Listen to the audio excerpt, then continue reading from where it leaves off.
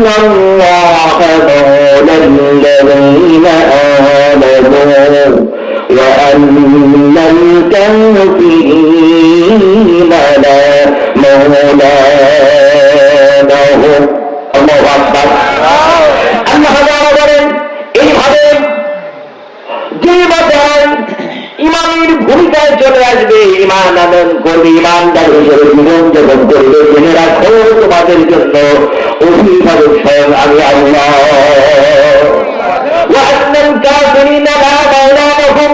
সূরা মুহাম্মদ 11 নম্বর আয়াতে আমার আল্লাহ তাআলা বলছেন যে যারা কাফির হবে, মুমিন যারা হবে না, আল্লাহর নবী যারা রাসূল হবে না, বিশ্বাসী হবে না, আল্লাহর বিধান যারা মেনে নেবে না, আল্লাহর বিধানের হুকুমাত যারা পালন করবে না, লা মাওলা লাহুম, তাদের জন্য দুনিয়ার জিন্দেগিতে কোনো অভিভাবক নাই।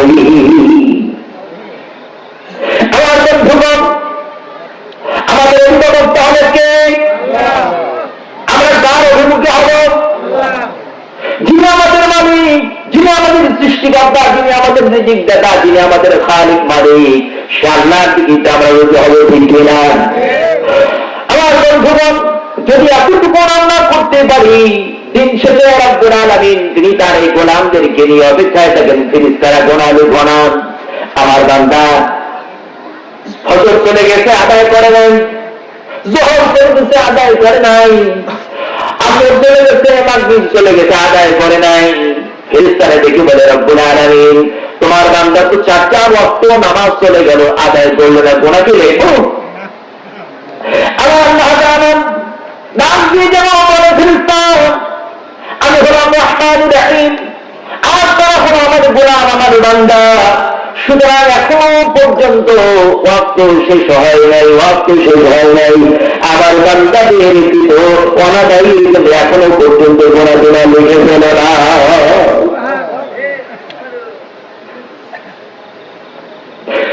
ঈশ্বর রব্বুল আলামিনের জন্য যখন কোন গোলাম ঈশান নামাজ আদায় করে নেয়, আর ঈশান নামাজের ওয়াক্তে যদি এসে আল্লাহর জন্য একটি সিজদা দেয়, বরত্ব ঘোষণা করে, তামাম পৃথিবীর মাখলুকাতের উপরে সব থেকে বেশি খুশি তার উপর হয়ে যায় যে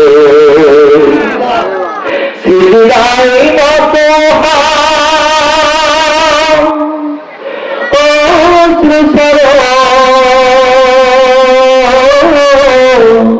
প্রভুর শরণে হৃদয় গরো,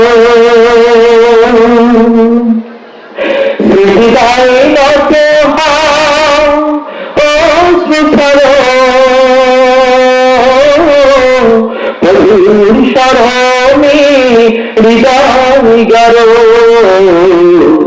প্রভুর সব কথা বলো প্রভুকে, বলো প্রভুকে, রাত্রি কেটে যাবে ঘুমে অনুষে, রাত্রি কেটে যাবে ঘুমে অনুষে, তুমি কি জানবে না তোমার প্রভুকে, রাত্রি কেটে যাবে ঘুমে অনুষে, রাত্রি কেটে যাবে ঘুমে অনুষে।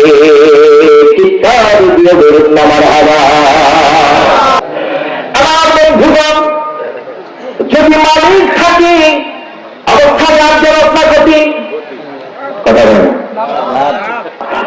এবার মালিক যার নাই, মালিক যার নাই, মালিক যার নাই, তার অবস্থাটা কি হবে?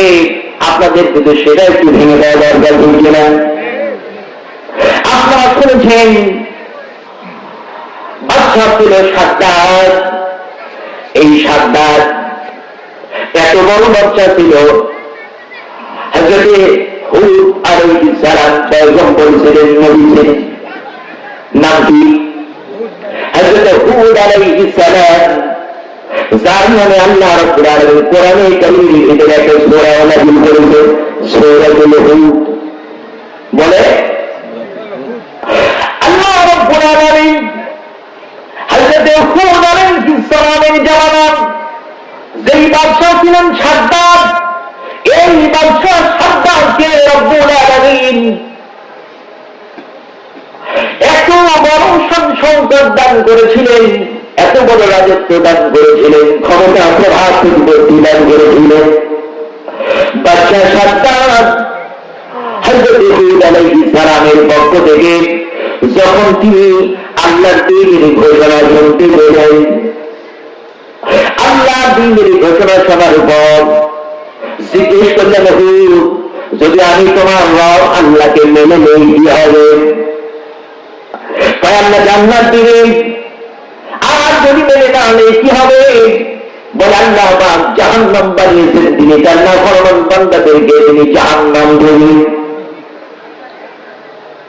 সাদ্দাত অত্যধিক চালাক মানুষ ছিল, ডাক দিয়ে বলে, হুদ, তোমার আল্লাহ যে জান্নাত দিবেন, ওই জান্নাতের ভিতরে কি কি থাকবে, জান্নাতের ভিতরে কি কি পাওয়া যাবে? হযরত হুদ আলাইহিস সালাম তিনি সরলতার সাথে যুগে যুগে যত নবী রাসূলদেরকে আল্লাহ এই পৃথিবীতে পাঠিয়েছিলেন, সব নবীরা ছিল সরল। নবীর চাইতে সরল সত্যবাদী পৃথিবীর আর একটা মানুষ আছে না। যত সহজ সরল নবীরা এসেছিলেন, সবার মধ্য থেকে আপনার আমার নবী মুহাম্মদুর রাসূলুল্লাহ সাল্লাল্লাহু আলাইহি ওয়াসাল্লাম ছিলেন এই পৃথিবীর বুকে সব থেকে বেশি সরল।